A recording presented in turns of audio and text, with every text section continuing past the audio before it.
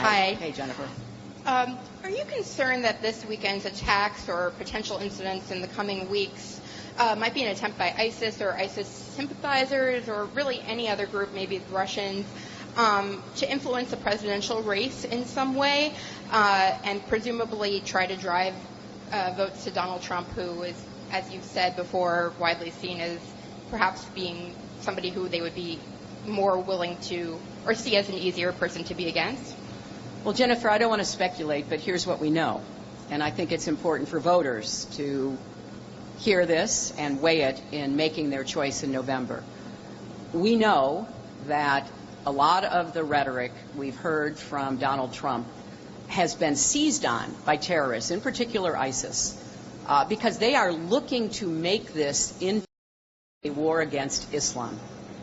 Rather than a war against jihadists, violent terrorists, people who number in the maybe tens of thousands, not the tens of millions, they want to use that to recruit more fighters to their cause by turning it into a religious conflict.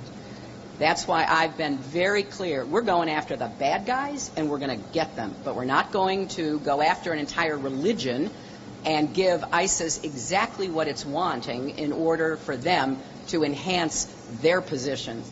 Secondly, we know that Donald Trump's comments have been used online for recruitment of terrorists. We've heard that from former CIA Director Michael Hayden, who made it a very clear point when he said Donald Trump is being used as a recruiting sergeant for the terrorists. We also know from the former head of our counterterrorism center, Matt Olson, that the kinds of rhetoric and language that Mr. Trump has used is giving aid and comfort to our adversaries.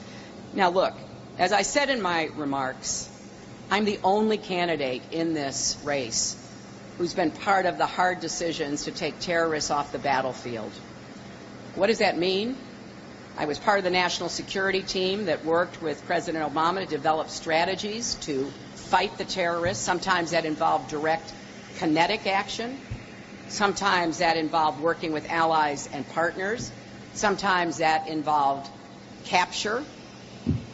I won't get into classified information, but I have sat at that table in the Situation Room. I've analyzed the threats. I've contributed to actions that have neutralized our enemies.